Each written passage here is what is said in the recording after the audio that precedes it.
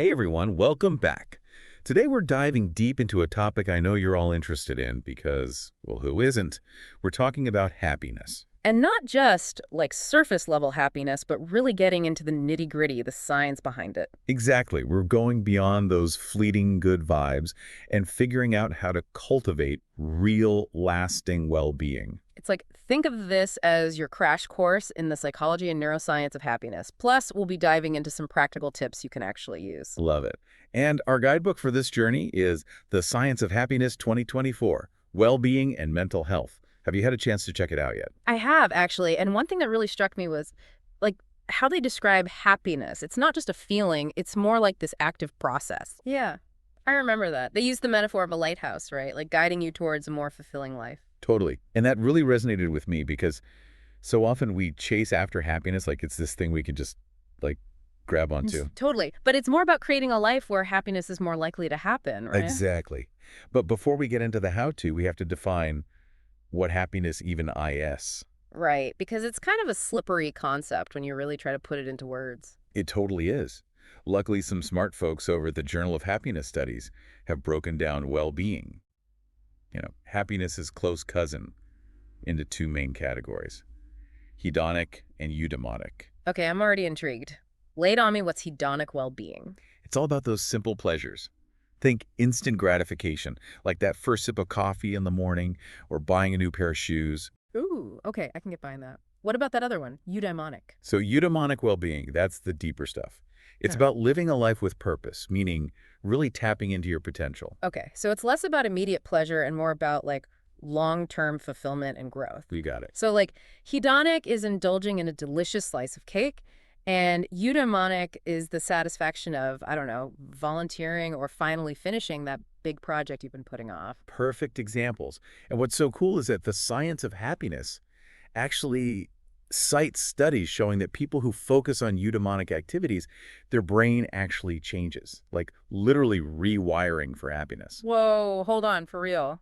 That's wild. It makes you wonder, like, how has this whole idea of happiness been viewed throughout history? Like, did ancient philosophers even care about this stuff? Oh, absolutely. Mm. In fact, this idea of eudaimonia actually comes from ancient Greece. Mm. Aristotle, the philosopher, believed that eudaimonia, this deep sense of fulfillment, came from living a virtuous life. Interesting. So it wasn't just about feeling good, but also about being a good person and contributing to society. Exactly.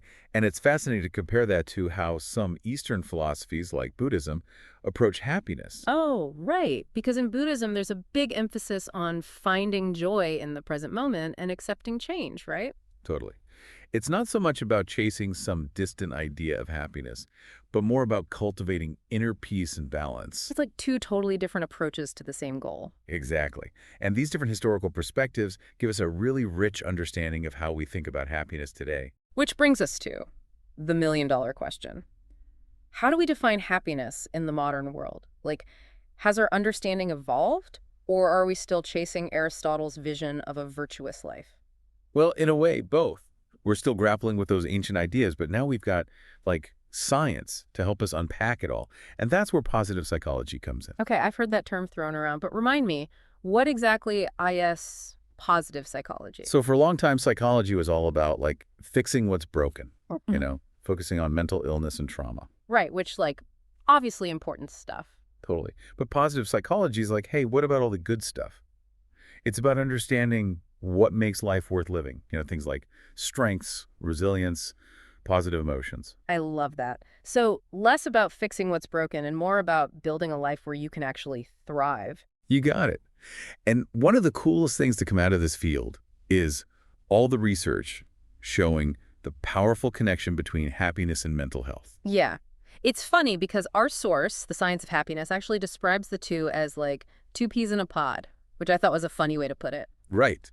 Totally get that. It's not that they're the same thing, but they are very closely intertwined. Okay, but give me some concrete examples. Yeah. How does this connection actually play out in our everyday lives? Well, for starters, happier people tend to have better physical health. Yeah. We're talking stronger immune systems, lower blood pressure, even reduced risk of heart disease. Wait, seriously?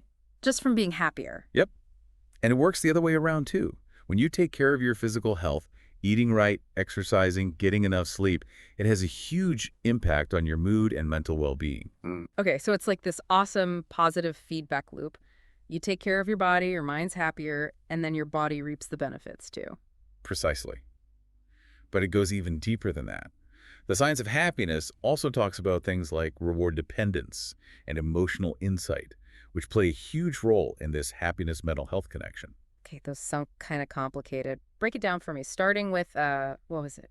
Reward dependence. Right, so reward dependence basically refers to how much you're motivated by social rewards, like connection with others, feeling appreciated, that sense of belonging. So someone high in reward dependence, they're like the ultimate extrovert, thriving off social interaction. Exactly. And the fascinating thing is there's actually a biological basis for it. It's linked to certain neurotransmitters in the brain, like dopamine. Whoa, hold on. You're saying some people are literally wired to be more social. That's wild. Right. It just goes to show how important relationships are to our well-being, especially for those who are more socially oriented. Now, emotional insight, that's another big one. Okay, tell me more about that one. What does emotional insight even mean? It's basically your ability to understand and process your own emotions effectively. So like not just feeling your feelings, but really understanding why you feel the way you do. Oh, I see. So like if you're feeling stressed, it's about figuring out what's actually triggering that stress, not just going, oof, I'm so stressed. Exactly. And the book gives this great example. Imagine you're super stressed about a deadline at work. Someone with good emotional insight might be able to say, okay, this deadline is bringing up all this anxiety about past failures for me, so it's not really about the work itself. Oh, wow. That's such a good point. It's like once you understand the root of the emotion, you can address it way more effectively. Exactly. Yeah. And the science of happiness argues that this ability to understand and manage your emotions is crucial, not just for your own well-being, but also for building stronger, healthier relationships. Makes total sense. Like you can't really connect with someone else if you don't even understand what's going on in your own head. Exactly. But speaking of things that can throw us off balance, we can't talk about happiness without addressing the elephant in the room. And that elephant is stress. Ugh. Yes, stress. It's like that unwelcome house guest that just never wants to leave. And I feel like our source was being a little dramatic about it too, right? I remember some line about shadows. Oh, yeah. The book calls stress a shadow that follows us around, which, okay, maybe a tad dramatic, Just a tad. but honestly, it's for good reason. Chronic stress is no joke. It takes a huge toll on both our mental and physical health. We're talking increased risk of heart disease, high blood pressure, anxiety, depression, the list goes on. Right. It's like this silent killer slowly chipping away at our well-being over time. But like, let's be real, stress is kind of unavoidable in this day and age, right? So what can we actually do about it? Well, the good news is we don't just have to, like, surrender to the stress monster.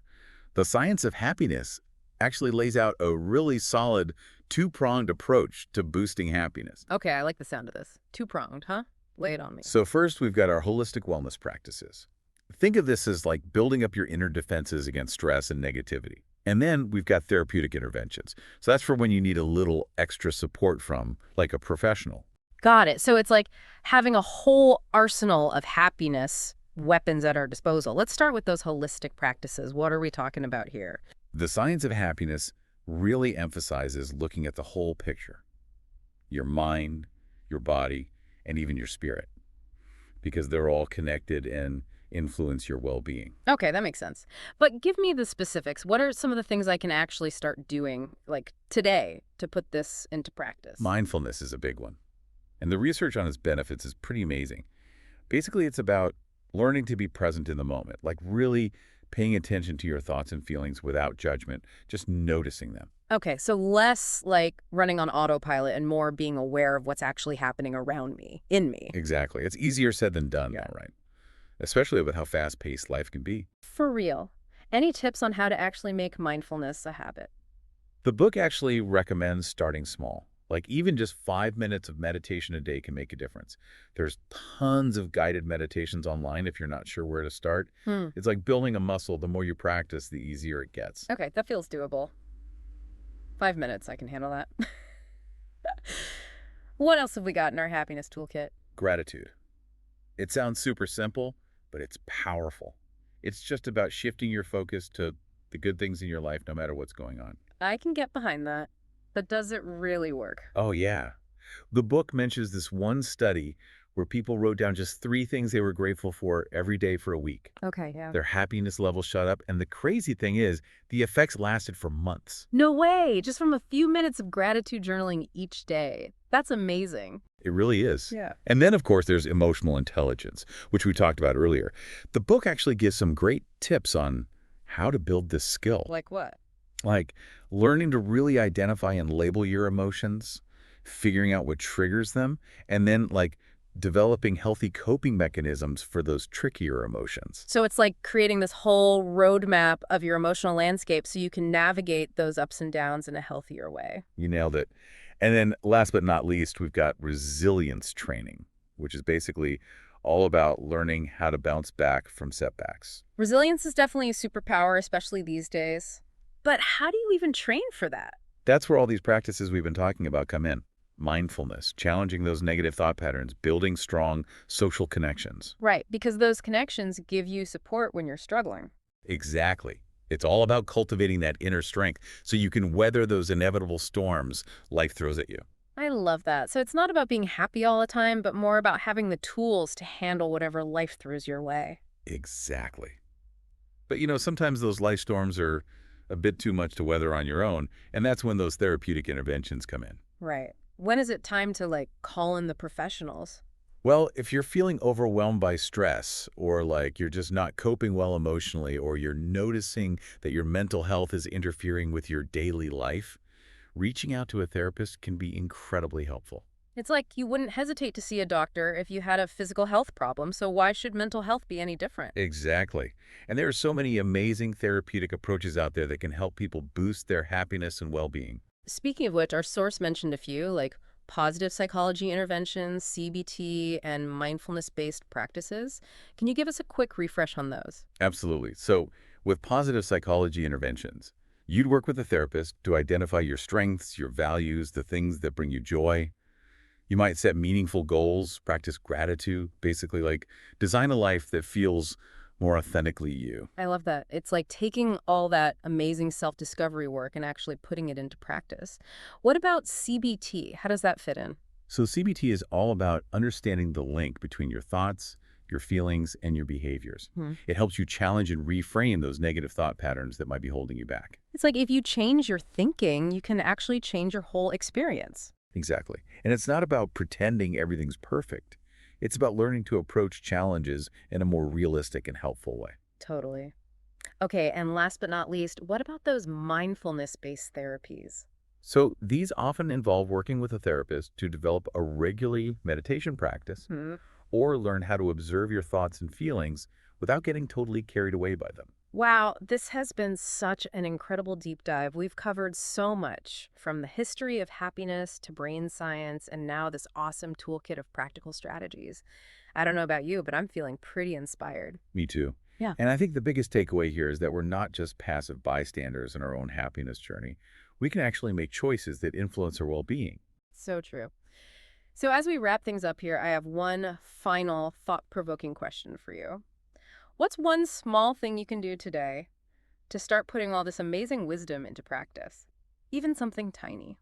What a great question. Whether it's writing down 3 things you're grateful for, trying out a 5-minute meditation, or just smiling at a stranger, those small acts of kindness can make a real difference. Beautifully said. And to our amazing listeners, thank you so much for joining us on this incredible deep dive into the science of happiness. Remember, this is just the beginning of your journey. So keep exploring, keep experimenting, and most importantly, keep cultivating that joy in your life.